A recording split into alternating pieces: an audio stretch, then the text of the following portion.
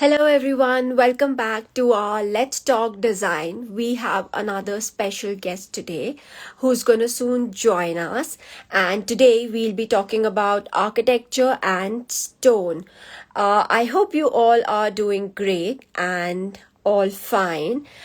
Meanwhile, I'm just gonna invite our guest so that we start our conversation quicker and let you know more about stones as we always do on every Friday on our Let's Talk Design. Just give me a moment, guys. Meanwhile, I invite our special guest today. I hope you all are doing fine and you're doing great.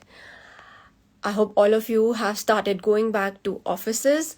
If you stay healthy. Hi, Hi, just how a are second. you? I'm good, I'm good. Am I audible? Yes, you are. Just Great, getting in. Yeah,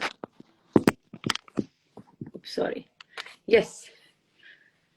great. So, first of all, I welcome you to Let's Talk Design. And thank you for joining our session and doing a small chat about architecture and stone. Before we move on, I'm going to introduce you to our audience who are listening to us right now.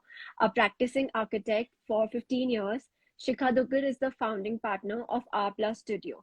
R+ Studio is a design and research studio based in Gurgaon and Dubai. The studio works on the idea of collaborative design rather than one right solution. They also engage in a process that explores possibilities and strategies, which refines programmatic norms. They also believe in small dialogue with strong, interaction with clients, resulting in architectural solutions of great eminence and performance. I hope I haven't missed out on anything. No, no, you haven't. That's good. Great. I welcome you once again to Let's Talk Design. So today we'll be talking about architecture and stone. Like we already know that you are an expert in this industry. So what are the qualities of natural stone that makes it an elegant choice for an architectural design compared to other materials? See, I mean, we have seen stone around for centuries, right? I mean, Right. stones have a personality, a certain individuality, just like us human beings, like how we have our Correct. own unique features. And stones exactly like that, they're like this breathing material which can make or break a space, kind of a thing. Um, and and the beauty is that they age over time, and they Yeah. continue to make buildings timeless.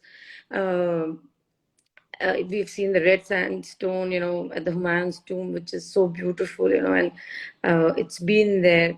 And similarly, how Mies has used the travertine at the Barcelona pavilion. So even though it's such a solid material, it's so tough. Like but it has the ability to, make things look fluid. Like at the Right. Taj Mahal, when you enter, and there's this whole awe experience, because when the light shines over the white marble, it's almost like the structure is floating. Right. Similarly, recently, I think in Abu Dhabi, they tried to do that with the Abu Dhabi Mosque, the Royal Mosque, Yeah. which is so beautiful. You know, yeah, and Bernini, he's done some amazing things with creating those folds with stone.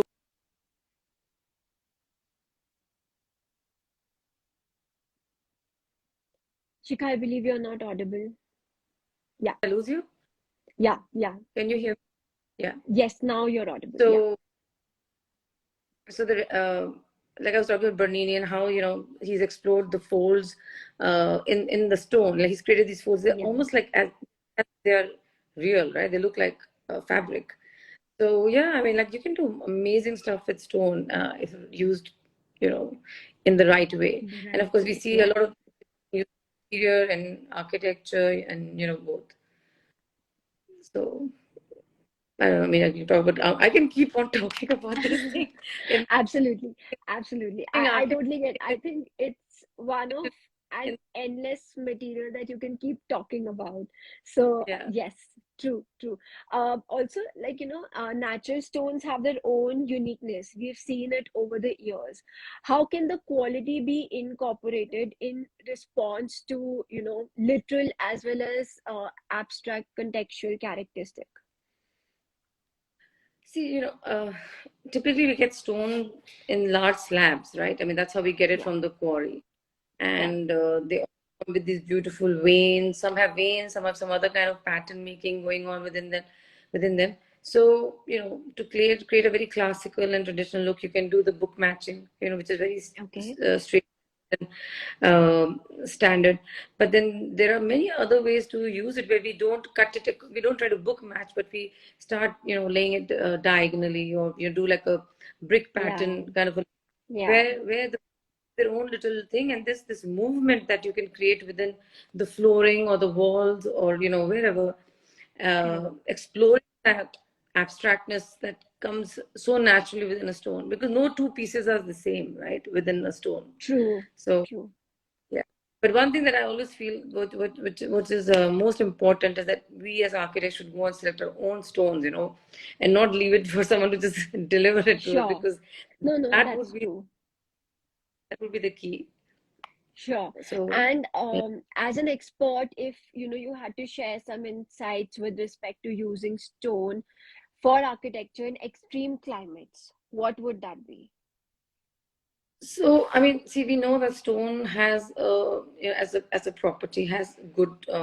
It's a good source of thermal barrier, and especially you've seen that the old houses or the old havelis done across Delhi or Yeah, across the Rajasthan are of stone. Um, it acts, in harsh weathers, it can do both, right? It can keep the cold. If you use the sandstone, or if you use limestone, it acts both ways, right? It can keep the yeah, heat yeah. out, and uh, keep the cold out. And then of course, when it gets super hot, a lot of people like to do flooring with marble or something, so it keeps the floor cool. So Correct. yeah, I think um, stone definitely has these properties, uh, to be used in many ways. And of course, it's such a low maintenance material, right? So it's easy, there are no like, "Ye mat laga, don't put this or don't put that," on a stone. So, when you work on a project, okay, do you also look at what kind of stone you have to apply on what area, whether is it an exterior facade or is it an interior space that you have to apply? Because does that application also differs? Yeah, I see. Like I said, stones have their own personality, right? And they can be used, to contextualize your work. So, for example, like Right. we've done a few buildings, let's say in the Gulf, in the Middle East, and Mm-hmm. we have a drop of the sand dunes at a lot of places, like, because Right. before they become clean, before the Arabs transform their landscape, there's always sand in context that while we were working. And the sandstones, like the Saudi sandstone, is so beautiful that if you do that as a facade or something, it kind of just merges with the sand, with the light, the kind of light that is over there. Yeah. And of course, like we just discussed earlier, that it also acts as the thermal barrier, keeps the, Correct. you know, Yeah. space. Yeah. How different is the quality of stone in the Gulf and in India? Like you've worked on both the sides, so you would know better. Uh, you know what? It's all good. Like we've used the Saudi sandstone, the limestones. Um, they're extremely wonderful. Of course, they're all soft material, but if used properly, Okay. then we've used dholpur a lot. On our claddings. In fact, at a project in Greater Noida, we've used it as a backdrop where we used granite for Oh, cladding. And nice. so there's a little ramp in the school that you come down, and the entire building is white, and we just have this one monolith which is black in color, so it acts like a backdrop. So you Oh, can use anyways. I've done a little school in it's a adaptive reuse building in Nimbahara. It's a small okay. town here where the Okay. local stone. So the original building had a bit of local stone in it. So the new building also, we try to make sure that we follow that. The new extension has the Same same concept. Yeah. edge going on in a very Mm. contemporarized manner, but we try to keep that basic uh, pattern of that, that it's kind of a slate-like material that they have over there, naturally occurring in their land, and it's in abundance. So uh, we Hmm. try to do Got it. that. So Yeah. yeah, it's good. Like working. We were doing a project Yeah. in Madhya Pradesh, for example, and we try to use Katni marble, which is again a local material from there. So it's always nice to use locally sourced Yeah. material. Then like I mean, even in our interiors, we do the same thing. I love using when I'm doing some houses. At first, I always try to show the clients all our Indian stones, which are so. I mean, the kind of textures that are available in Indian stones are beautiful. It's just that we're I'm not ready to sure. explore Yeah. Indian stones. And Absolutely. when we go to Europe, you see Indian stones all over, which is Yeah. I quite totally nice. agree to that. Yeah. Yeah. We've also seen that, a lot of your work revolves around sustainability. So tell us, how does natural stone as a material add value to it? Uh, the thermal barrier we talked about, of course, Yeah. that's there. Yeah. Uh, Yeah. then it helps. I mean, it's mostly the good properties of stone, which is like keeping things cool. It's great for the landscape, where we can again explore the different textures that are available. Um, and in terms of sustainability, I think, it's super low maintenance. A lot of it, if we use it in a right way, we can even recycle it. So, Oh, like I was talking nice. the school Nimbahara Yeah. project, where because they were made in blocks, we just took them off and then we relaid the Oh, same. Not like we went and got new stones. So, of course, the karigar had to be very careful while he was removing them. But we can reuse stone to good extent. I'm not the flooring stuff, but the way we that's a very use them as, interesting idea. so if you use them as blocks, Yeah. like the Yeah. cobblestones, right? The cobblestones at one of our sites, we had got cobblestones laid, and they were this solid granite cobblestones. They're beautiful, Mm-hmm. So the client was very happy to just like take them off, and we just relaid it. And Oh, it just got nice. it clean, and it looked fine. So that way, it Yeah. can, Yeah. it adds to sustainable value, where we try not to go and cut a new rock or a new mountain every Yeah. time we need stone. Absolutely. Like, You also spoke about textures. Do you work a lot with these textures? Also, like, do you work with variety of materials with stone, or you just stick to stone? no, we like to work with a variety of materials. Mm-hmm. Stone is one of, I would say, and we always like to like kind of juxtapose materials together. So, like I was talking about this entirely plastered blocks, because that building in Noida is a set of blocks, and then there was Yeah. this one piece which was like hanging, which was the Mm-hmm. granite block. Similarly, at other projects also, see, we can easily create volumes out of stone, right? Like they can be Yeah. treated as Yeah. monoliths, we can explore their colors. Like in our project in Dubai, we have, just loved using this Dholpur. We've used Jodhpur teak over here because again, Jodhpur teak has this Wow. beautiful yellow color, and it Yes. has the veins running. So it creates The this grains are very fine. yeah, and then because it was a nursery, it added that color and playfulness, while doing it, Um, and it did not hurt my client's pocket. That's the other thing, right? So you have to be very wise in terms of where yeah. and what you buy stones, source stones without like anytime you say stone, they go, "Arey, the project will become super expensive. It's going to go." But it Yeah. was not Yeah. necessary.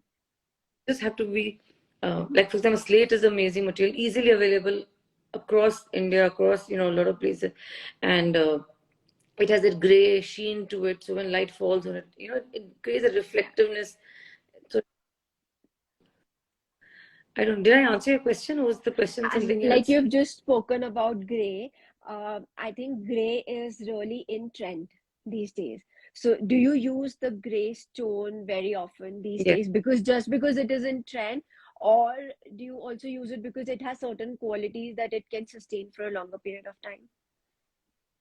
I've actually not not paid too much attention to trends in terms of what is in trend. We like we try to contextualize, and if a Yeah. building needs something or want something, then we try to give that. So, for example, we did this house for a client in Gurgaon itself, and they had their origins in Rajasthan, but they had moved away from Rajasthan for many, many years. And Mm-hmm. they when they were doing that, they wanted to do the Haveli concept. So, but it's a very, very modern house, but it's got Oh, the Haveli. So the entire exterior has been cladded with uh, I forget its name. It's a kind of sandstone. It's like a dholpur, mm-hmm. but like a very fine dholpur, which has Fine textures on. quality.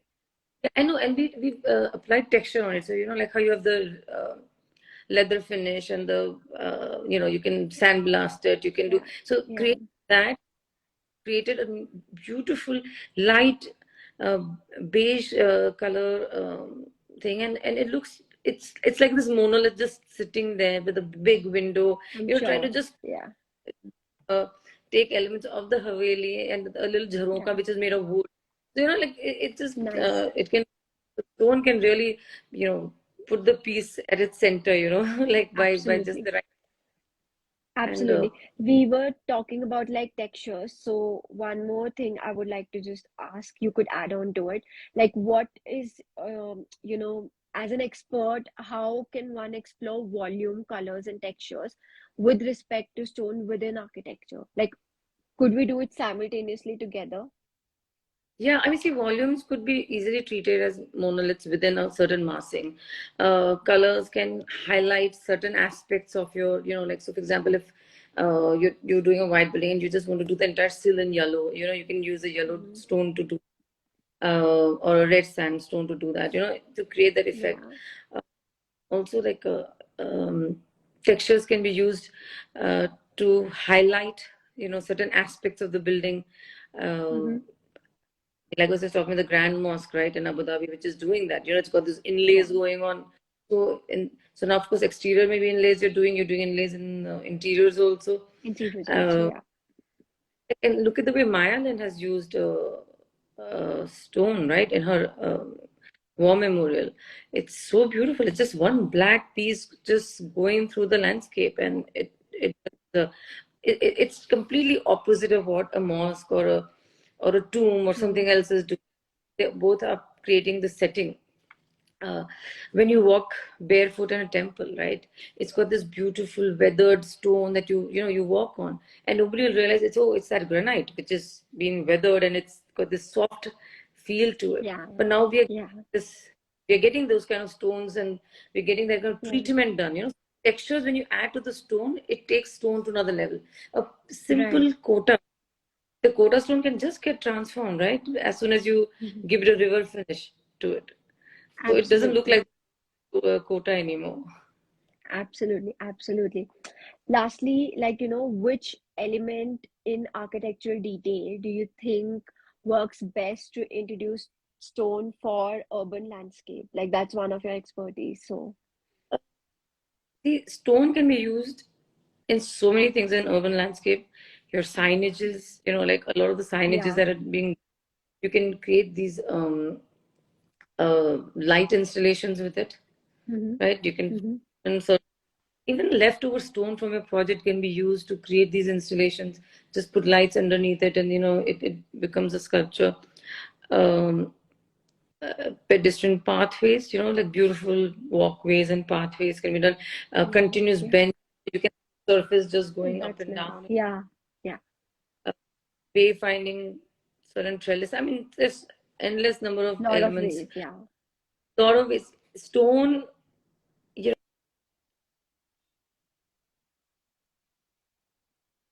so stone for me Yes. is like this thing. It leaves it within your memory. The way you touch, Mm. feel, Right. experience, whether it's in a landscape format or it's in a building format or it's an interior. We remember things. Oh, uska white floor. You remember that white floor. You remember the gray, Yes. window. So, Yes. so stone has that Those are the things. capacity to help in our memories. Like how I we totally see it. agree. I totally agree. But it was a lovely small interaction that we had with you today. Before we sign off, I would like a last word from you for our campaign, Let's Talk Design, a design tip for anyone using stone in their design. I've already mentioned it. I think one should always go and select their own stone. Don't leave it to anyone else to Yes, slab and say use it. Go yes. and select, go see, just do a walkthrough of through a stone yard just to see what else is there. Recently, I'm totally fascinated with these Brazilian granites that have made way into the country. Mm. They are exquisite, you know. They're like another. I mean, people like onyx. I'm like, what is onyx? Just use a granite. It's so good. I'm sure. I mean, it's one of the simplest and the best tip that you've given, because the touch and feel that one experiences with the stone is absolutely a different experience Right. altogether. Yes, yes. Thank you so much, Shikha. Guys, if Like, you have any questions to ask, you could please put it in the comment section. Otherwise, we could wrap up this session and you can ask her later on. We'll be posting this video on our Instagram page. And of course, you could ask us, or you could directly ask Shikha if you have any doubts relating to urban landscape and you would want to apply stone anywhere. Thank you so much for joining our Let's Talk session once again. It was lovely having a small, quick, informative session with you. thank you for having me. Thank you. Thank you. Bye.